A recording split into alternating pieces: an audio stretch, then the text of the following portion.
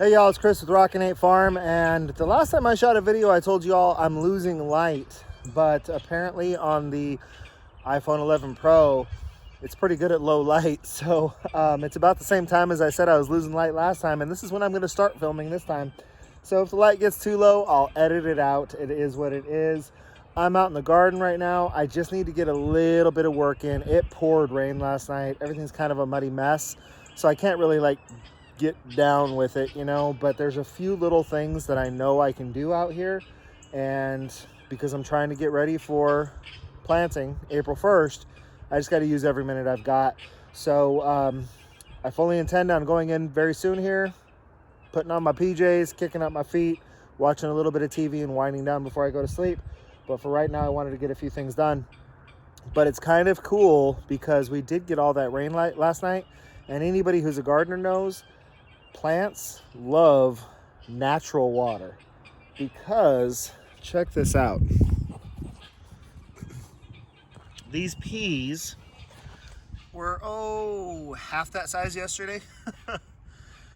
So I need to hurry up and get these cattle panels up, or at least this one cattle panel, because they are starting to send out their tendrils, which means they're going to want to start climbing on stuff real quick here. That one's looking good, and then you can see over here there's a little tiny green spot, so that one's actually going to sprout for me. I didn't think it was going to. And over here, it looks like the seed is ruptured, and there's a little piece poking out there too. So that's awesome. Chamomile's getting even bigger. My wife was out here earlier, so she was telling me I needed to come check some stuff out. We definitely have some cilantro starting to pop up. These are the starts of beets that are starting to pop up. And I have got little carrots coming up everywhere. So obviously the carrots will need to be thinned out. Let me come on over and walk over here, because here's another thing that was just one of those wow, what a difference a day makes when they get some of that natural rainwater. Yesterday, my walking onions, there was maybe 6 of them that were poking up out of the compost. And now, let me see here. We've got 1, 2, 3, 4, 5, 6, 7, 8, 9. Yeah, a lot.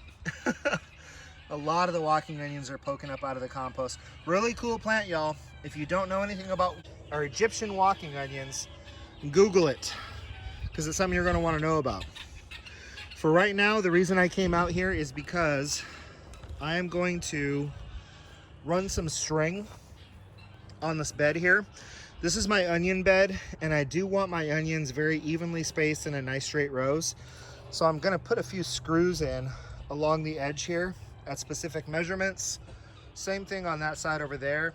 And then I'm just going to run some twine between the strings so I get nice straight lines. And then I'll come put some holes in for my onion sets. Not going to plant the onions tonight, but I just wanted to start getting the bed ready. I'll kind of show you what it looks like when I get it done. All right, y'all, so now I really am losing light out here fast, and this only took a few minutes, but the sun just goes down quick. You can see what I got going on here. I've got these nice straight lines, and basically the way I've got it set up is that the first row of onions will be 3 inches from the edge, and then it's about 10.5 inches over to the next row. I'll dig a small trench down the middle of those two, and I'll put fertilizer in there that basically slow releases to the onions as they grow. So I'll have a total of 1, 2, 3, 4, 5 rows of onions with 4 lines of fertilizer in between the rows of onions, and I'll set the onions every 4 inches apart. Basically what I'll do is I'll come in here, and underneath this line here, I'll clear out all the mulch, and then I'll take a Sharpie and I'll basically just poke a hole every 4 inches, and that will allow me to just set the onion right in there and kind of squeeze the dirt around it and call it good. So it's also nice because I can take some tape and about 1 inch up the Sharpie, put some tape, and then I can just go along this line and just sink that Sharpie in every 4 inches. I'll put a tape measure across here. sink that Sharpie in every 4 inches down to the tape, and then I know I have a 1-inch hole that's approximately the width of an onion start. You set that down in there real nice and easy, kind of pack the dirt around it just a little bit, dig that trench down the middle of your rows of onions and put your fertilizer in there and cover it back up, water it all in real good, and then that gives you a really good start for your onions. So I'm excited about this. Losing light, gonna have to do some more work tomorrow, plus it's a lot muddier out here. I was hoping I could just stay on top of the wood chips, but you can see I got a whole bunch of mud on my boots here, and these are actually my good work boots. So I'm kind of hoping that when I go inside, I don't get whooped for wearing my good shoes outside. Or maybe if I'm lucky, I will get whooped. We'll see. Check y'all out in a few minutes. All right, y'all, it is a new day, and hopefully you can kind of see what I've got going on here. So it's sunny and 73 as I get home from work today. Try and get some work knocked out before I go back in for the night. But you can see I threw a tape measure right near these lines, and then just use any kind of tool, screwdriver, a Sharpie, a stick. If you have one of those dibber tools, that's cool. But just poke you a hole that's about 1 inch deep every 4 inches right along the line. Get some nice straight rows, and then I'll come back in and right down the middle here, I'll dig a little trench and put some fertilizer in there. So you can see I got to pull back the wood chips. This is part of gardening and mulching with wood chips, is taking them on and off the beds. It's one extra step of labor, but y'all, it's just not that big a deal. And what the 2 to 6 inches of wood chips do as far as moisture retention for your gardens, you can't beat it. So for me, it's worth the extra labor to have to move wood chips on and take them off and put them back on and take them off and put them back on. Top dressing, coating, they break down into soil. It's just part of it. You know, if you're gonna have wood chips on your garden, there's gonna be times where you got to pull them off to do what you need to do and then throw them back on. So pulled the wood chips off, got me a bunch of holes drilled. I'm gonna move the wood chips over, get the next set of holes in, move them over, get the last set of holes in, and hopefully get all these planted. I'm getting ready to throw some of these onion sets in here right now, and I'll kind of show you all what it looks like as I progress. All right, so one of the really cool things about this company is that they promise you anywhere from 30 to 50 sets in a bunch. I've got 50 of each onion planted in that bed. And I mean, basically I went through and I picked out all the fattest ones, but I mean, I've probably got another 50 sets on the red onions there. Probably got another 50 or 60 sets on the Texas Sweets, and I've probably got at least another 30 sets on these early Texas Whites. So, y'all, I don't know what I'm gonna do because I hate things going to waste. I think what I might do is take them to work with me tomorrow and see if anybody wants some extra onions.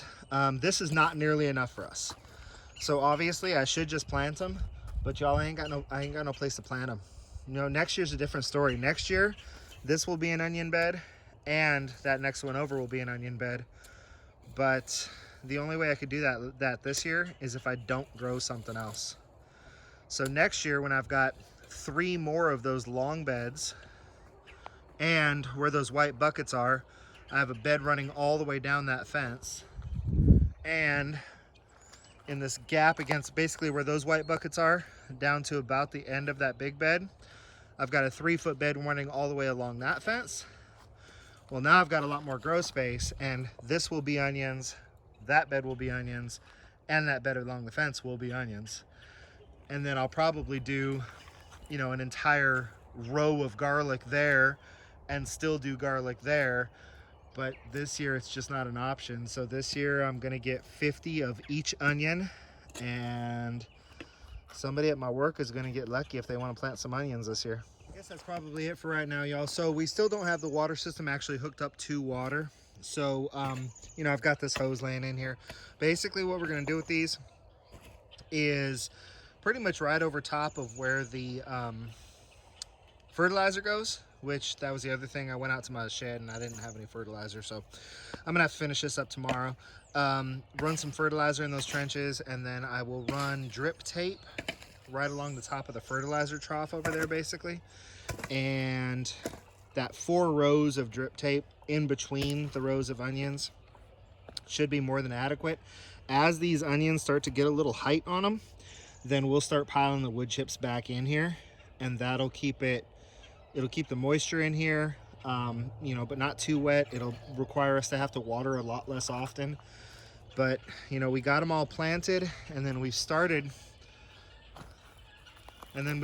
coming through and covering some of these trenches back up.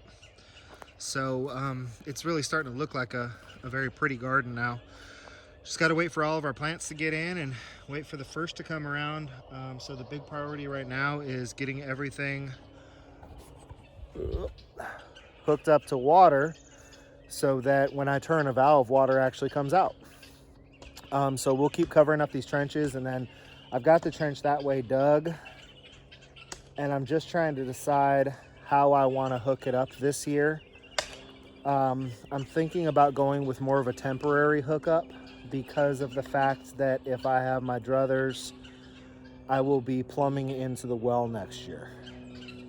So I'll be taking the majority of the existing piping and plumbing into the well next year, assuming I can get the well up and running. So I think what I might do is kind of take the pipe right over near a hose bib and then put an attachment on the end of it that just hooks up to the hose. Cranking the hose bib open, that'll fill the pipes and put some pressure in the lines, and then I can water as needed.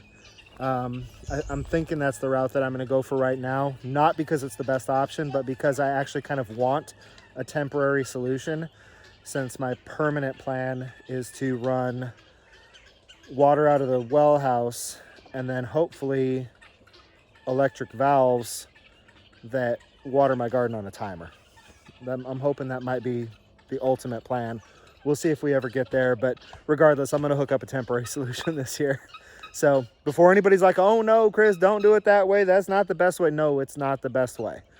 It's a temporary solution for this year until I can get something better in place and hopefully get the well up and running. I didn't get my carrots planted tonight. I didn't get any extra beets planted tonight. We did get all the onions done, and we're working on getting these trenches filled back in. Might do some raking out here, get the tools put away, go have some dinner, get lunch and breakfast and all that stuff ready for tomorrow. Jess is out working because that is what my baby does. She works her tail end off so that I can be a farmer. And I appreciate that more than I can ever possibly express. So I guess that's about it for now, y'all, because I think I've said like 47 times in the last minute. So till I see y'all again, this has been Chris, Rockin Farm. I want y'all to be happy and live healthy.